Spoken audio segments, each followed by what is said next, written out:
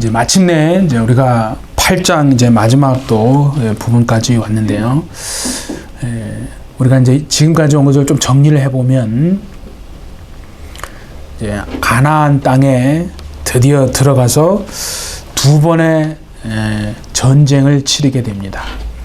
한 번은 여리고성의 큰 대승리를 거두지만은 그만 자만에 빠진 그 하나님의 공동체가 그 다음 작은 성인 아이성 전투에서는 그만 참담한 패배를 경험을 하게 됩니다. 그렇죠? 그리고 이제 그 흔적이 우리가 성경에서 본 것처럼 아골 골짜기가 되어서 오늘날까지 그렇게 남아있게 이제 되었습니다.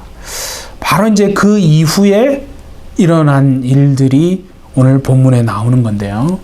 그 두 번의 전쟁을 치르고 난 다음에 가만히 생각해 보세요. 하나님이 지금 하나님의 백성들을 어디에다가 세우냐고 보니까 그게 30절에 보니까요. 그때 여호수아가 이스라엘의 하나님 여호와를 위하여 에발산에 한 제단을 쌓았으니, 그러니까 하나님이 어떤 지금 의도를 가지고 두 번의 전쟁을 치르고 난 하나님의 백성들을, 그죠? 에발산 앞에 딱 세우신다 이거죠. 이 에발산이 대단히 중요한 건데, 왜 중요하냐면 어디에 있느냐, 그 위치가 중요한 겁니다. 에발산이 있는 곳이 어디냐면, 여러분이 많이 들어보셨죠? 세겜입니다. 세겜이라는 곳에 있는 산이 바로 에발산인데요. 뭔가 하나님이 지금 그들을 세겜에 있는 에발산에 세우셨을 때는 이유가 있는 거거든요. 세겜이라고 하는 것은 그들에게 어떤 곳이냐면 하나님의 약속을 기억해내는 장소입니다. 그러니까 그 언약을 기억하고 또 그 언약을 확실하게 약속을 받는, 확인받는 장소가 바로 세겜이거든요. 그래서 이 세겜하고 관계되는 사람이 두 사람이 있잖아요. 그래서 그걸 좀 봐야 합니다. 바로 첫 번째가 누구냐면 아브라함이잖아요. 아브라함이 갈대아 우르에서, 그죠? 살고 있던 이방인입니다. 그 이방인 아브라함의 삶에 하나님이 개입을 하셔가지고 가나안 땅으로 오게 하신다 이거죠. 가나안 땅 오게 하시는데, 가나안 땅으로 들어가는 것이 하나님이 원하시는 건데, 성경에 보면 그 갈대아 우르를 떠났던 아브라함이, 그죠? 물론 데라 아버지가 주도적인 역할을 해서 온 건데, 가다가 하란에서 머뭇거리잖아요. 하란에서 그러면 정착을 해버리고 말거든요. 하나님의 뜻은 뭐냐면 하란에 머물러 정착해서 살아가는 게 아니고 바로 가나안 땅까지 가야 하는데, 그만 하란에서 딱 멈추고 정착을 해버리고 거기서 머뭇거린다 이거죠. 물론 인간적으로 생각하면 이제 강 하나 건너가면 다시는 되돌아올 수 없으니까 뭐 그럴 수도 있겠다 생각을 할 수 있죠. 그런데요, 참 신기한 건 뭐냐면 그렇게 하란에서 그냥 머뭇거리고 주저앉아 눌러앉아 있는데 어떤 일이 벌어집니까? 성경에 보면 하나님이요, 아브라함의 육체 아버지 데라를 데리고 가버립니다. 데라가 세상을 떠나게 된다 이거죠.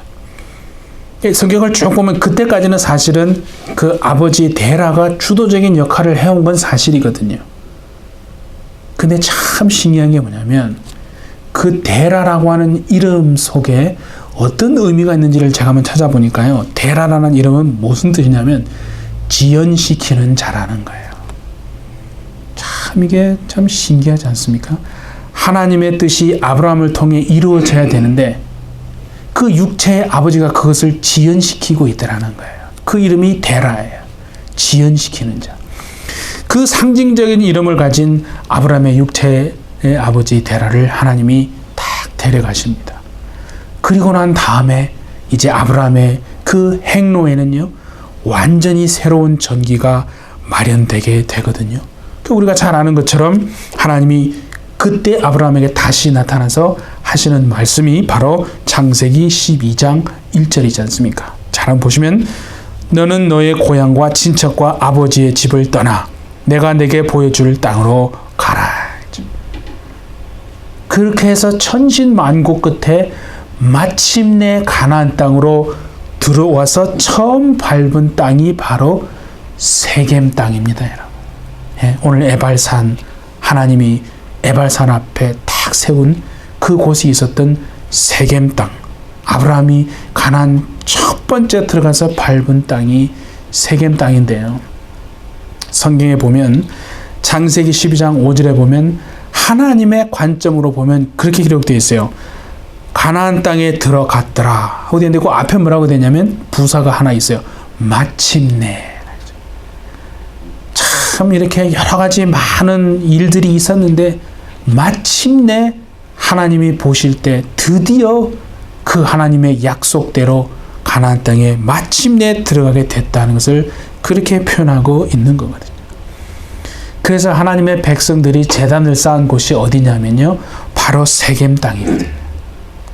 그래서 이 세겜은 뭐냐면 하나님의 언약이 이루어졌습니다. 하나님이 약속하신 그 약속이 우리에게 이제 성취되고 정말 이루어졌습니다 하는 것을 확인하는 땅, 그 땅이 바로 여러분 세겜 땅입니다. 그렇죠? 그런가 하면 또 세겜하고 관계되는 인물이 하나 있는데 우리가 잘 아는 야곱이거든요. 야곱의 스토리는 아시죠? 얼마나 정말 사기꾼이라는 그 꼬리표를 달고 참 파란만장한 인생을 사는 인생입니까? 그 형의 그죠 분노를 사가지고 이게 가만두면은 둘 다 잃게 생겼으니까 그 어머니가 안 되겠다, 형의 분노가 없을 때까지 좀 피신해 있어라.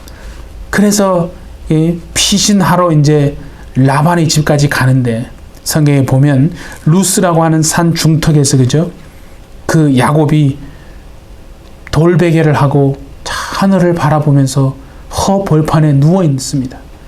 날씨는 춥습니다.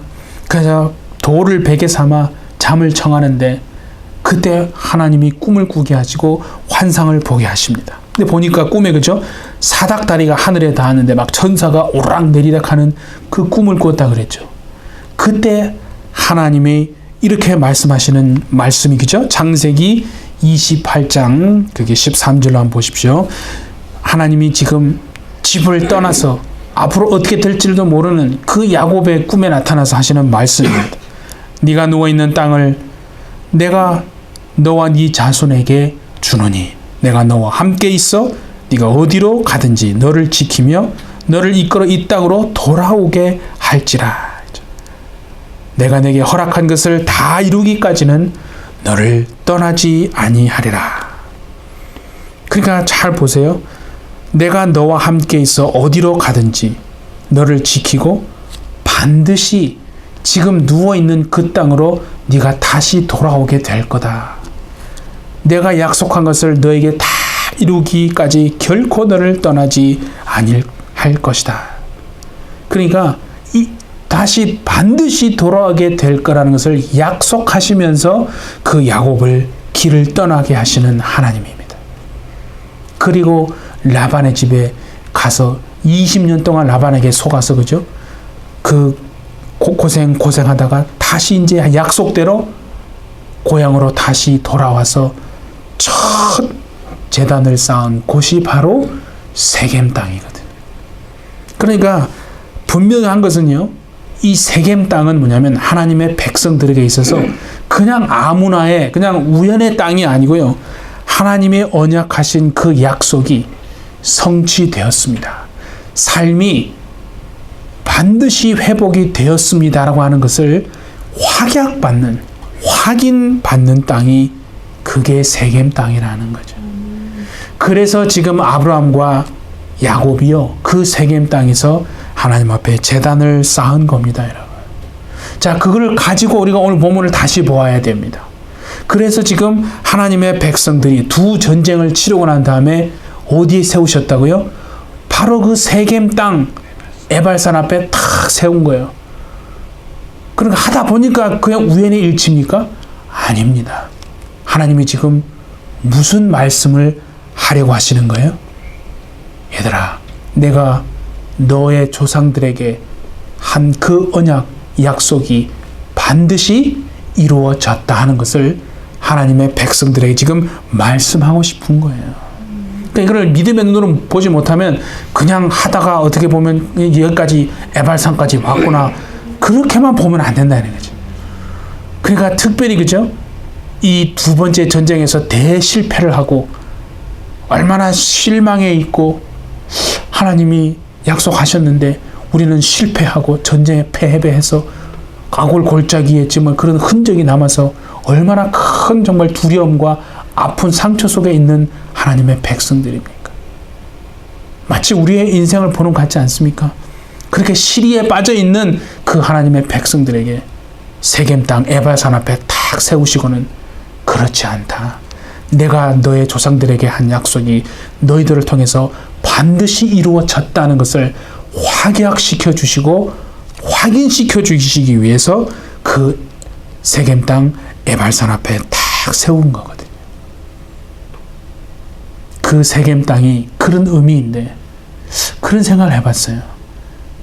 나에게 있어서 세겜 땅은, 아니 하나님의 약속이 이루어졌고 삶이 그 하나님의 약속으로 말미암아 정말 우리의 삶이, 내 삶이 회복되었습니다라고 하는 것을 확인시켜 주는 것이 무엇인가? 그런 게 있어야 되지 않겠습니까, 여러분? 네, 다음 주에 말씀드릴게요. 그런데 잘 보세요. 이제 보세요. 여기에 무슨 역설이 있냐면, 그들이 지금 세겜 땅 에발산 앞에 탁 섰는데, 그 에발산은요 어떤 의미가 있느냐면, 자, 신명기 11장 29절에 한번 보십시오. 네 하나님 여호와께서 네가 가서 차지할 땅으로 너를 인도하여 들이실 때에 너는 그리심 산에서 축복을 선포하고 에발산에서 저주를 선포하라. 이게 지금 모세에게 그죠, 율법을 주시면서 가나안 땅으로 들어가면 그리심 산에서 축복을 선포하고 에발산에서는 저주를 선포하라, 그렇게 말씀하시는 거거든요. 그러니까 지금 하나님의 백성들이 서 있는 그 세겜 땅 에발산에서는 저주를 선포하도록 되어 있는 곳이라는 거예요. 그럼 이게 이제 고민이 도대체 이게 뭔가? 자, 우리는 분명히 알아야 될 게, 하나님이 지금 이 자리까지 인도하신 것이요, 하나님의 신실하심과 그분이 하신 그 언약 때문임을 세겜 땅을 통해서 하나님의 백성들에게 분명히 확인시켜 주셨습니다. 그렇죠? 그건 변함이 없잖아요. 그런데 하나님이 지금 에발산에 세우셨다. 그러면 이 땅은 저주를 선포하는 곳인데, 그러면 하나님이 그들을 지금 여기까지 데려다 놓고 죽이시겠다는 건가? 그렇지 않다는 거예요. 이 말은 뭐냐면요, 하나님이 약속을 지키시기 위해서 그 백성을 부르시고 택하셔서 지금 가나안 땅 이곳까지 인도하셨는데, 그렇게 인도한 것이 그들의 믿음 때문이 아니라는 거예요. 그들이 순종했기 때문이 아니라는 거예요. 그들이 열심을 가지고 노력하고 애를 썼기 때문이 아니라는 것을 말하는 거예요. 출애굽하고 40년 광야 생활을 우리가 성경을 통해 보시면요, 그들이 한 거라고는요, 정말 하나님 앞에 죽어 마땅한 일밖에는 한 일이 없지 않습니까?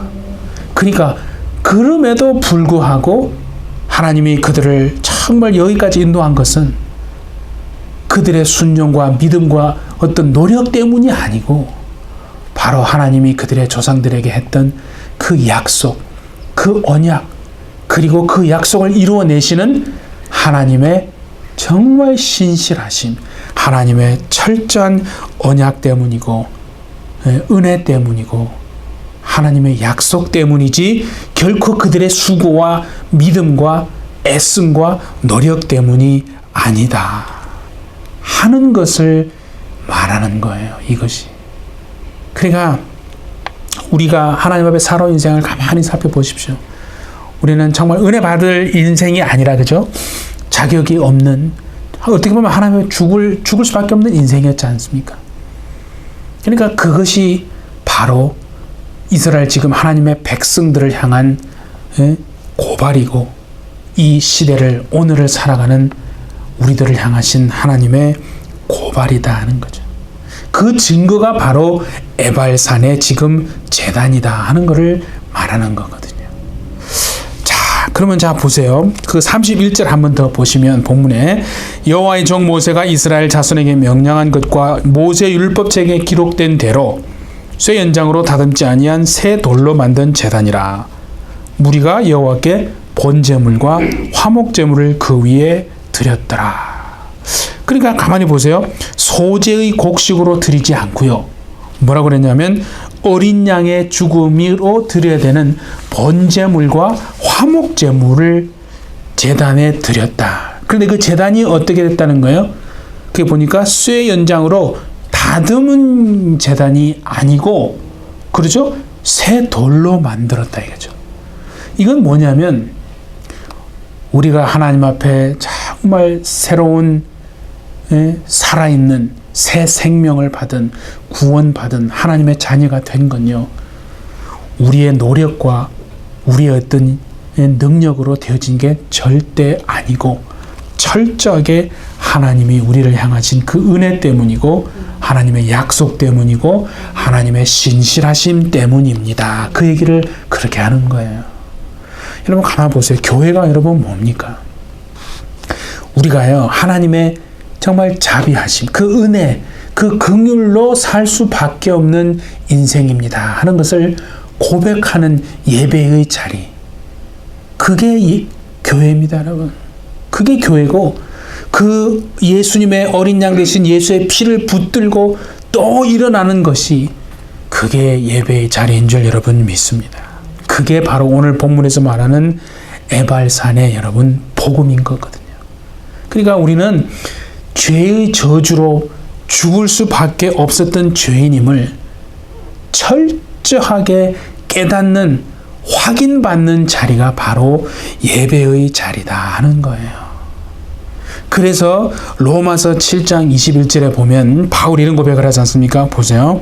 그러므로 내가 한 법을 깨달았노니 곧 선을 행하기 원하는 나에게 악이 함께 있는 것이로다. 내 속사람으로는 하나님의 법을 즐거워하되 내 지체 속에서 한 다른 법이 내 마음의 법과 싸워 내 지체 속에 있는 죄의 법으로 나를 사로잡아 읊는 것을 보는도다.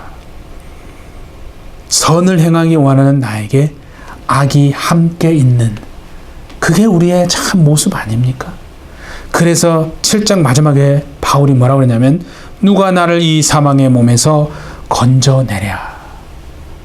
그냥 이걸로 해서 만약에 절망으로 끝났다면요, 이게 복음이 아닌 거죠. 그런데 로마서 8장 1절 우리가 잘 아는 것처럼 뭐라고 했어요? 이제 그리스도 예수 안에 있는 자에게는 결코 정죄함이 없나니 이는 그리스도 예수 안에 있는 생명의 성령의 법이 죄와 사망의 법에서 너를 해방하였음이라. 예, 이것이 오늘 본문에서 말하는 에발산의 복음입니다 여러분. 그러니까 오늘도 참 어떻게 보면 우리는 얼룩진 영혼과 눈물을 정말 가지고 하나님 앞에 나가 또 용서를 구해야 할지 모르는 그런 인생일지도 모릅니다. 하지만 저와 정말 여러분 우리 안에는 어린 양, 그 속죄의 피가 있기 때문에 또 담대하게 이렇게 예배의 자리로 나아갈 수 있는 믿음이 있는 것이 아니겠습니까? 자, 그러면요, 한 가지 조금 궁금한 게 보세요. 그 34절에 보시니까 그 후에 여호수아가 율법책에 기록된 모든 것대로 축복과 저주하는 율법의 모든 말씀을 낭독하였으니, 이거를 잘못 들으면 하나님이요 율법의 말씀을 낭독을 해가지고 축복의 말씀과 또 저주의 말씀, 축복과 저주를 딱 앞에 두고 우리한테 선택하는 것처럼, 선택하라고 마치 그렇게 얘기하는 것처럼 들리지 않습니까? 근데 이게 아니라는 거예요. 그렇게 생각하면 복음이 아닙니다. 기독교가 아니에요. 그런 하나님이 아니라는 거예요. 우리가 여호수아 24장 15절에도 보면 여호수아가 꼭 그렇게 마치 선택하는 것처럼 그렇게 말하게 되는데 한번 보세요. 여호수아 24장 15절에 보니까 너희가 섬길 자를 오늘 택하라. 오직 나와 내 집은 여호와를 섬기겠노라. 이 말이 지금 여호수아가 하나님의 백성들을 앞에, 그죠? 선택하라, 그죠? 그러니까 여기에 복도 있고 여기에 저주도 있으니까 너희가 알아서 택하라. 과연 이게 이런 뜻인가? 여러분, 이런 뜻이 아닙니다. 우리가요, 보세요. 자녀들이 말을 정말 지독하게 안 듣는 자녀가 있습니다. 말을 처음에는 어떻게 하면 말을 안 듣는데 자꾸 얼르고 달랩니다. 그렇죠? 하다 안 되면 부모가 어떻게 합니까? 엄마가 특히 너 밥을 먹든지 안 먹든지 네가 알아서 해라. 네가 공부를 하든지 안 하든지 네 마음대로 해라. 그렇게 말하죠? 근데 그 말이 그 아이에게 정말 선택권과 자유를 주는 그런 말입니까? 그런 말이 아니지 않습니까? 그 말의 본 뜻은 뭐냐면 너는 선택할 여지가 없으니까 까불지 마라. 밥 먹어라. 공부해라. 그런 뜻이지 않습니까? 오늘 본문의 말씀인데요. 그와 같은 맥락으로 이해해야 하는 말이에요. 이게 축복과 저주를 딱 이렇게 해놓고 선택을 하라는 그런 말이 절대 아니라는 거예요. 우리에게는요, 선택할 수 있는 그런 게 없습니다. 자, 보세요. 33절에 보시면 마지막 부분에 이렇게 되어 있어요. 이는 전에 여호와의 종 모세가 이스라엘 백성에게 축복하라고 명령한 대로 함이라. 그러니까 하나님의 본 마음은 저주하는 게 아니고 축복하는 것이라는 건 이제 알겠어요. 하도 축복하는 건데 그게 하나님 본 마음인데 이 완악한 백성들을 하도 많이 겪으시다 보니까 마치 말 안 듣는 자녀에게 부모가 그렇게 하는 것처럼 축복과 이렇게 저주를 같이 두시고는 꼭 마치 선택하라 이렇게 말씀하시는 것처럼 사실은 그렇게 여겨진 거죠. 그러니까 우리에게는 선택할 수 있는 게 아니라는 게, 그러니까 저주하는 것이 하나님의 본 마음이 아니라는 것은 분명히 알겠는데, 그러면 궁극적인 하나님의 목적이 축복하는 것인가? 우린 그걸 또 물어야 합니다. 여러분, 사실은 그것도 아니라는 거예요. 예를 들면 우리가 말을 잘 들으면 하나님이 축복하시고, 우리가 좀 뺀질되면 그래서 하나님이 우리를 혼내고 막 저주하는 그런 하나님이십니까? 그런 하나님이 아니라는 거예요. 우리가요, 기독교를 그런 식으로 절대 이해하면 안 됩니다. 근데 그렇게 이해하는 사람들이 의외로 많이 있었거든요. 우리가 반드시 놓쳐서는 안 되는 게 뭐냐면 하나님의 긍휼과 하나님의 은혜입니다. 여러분.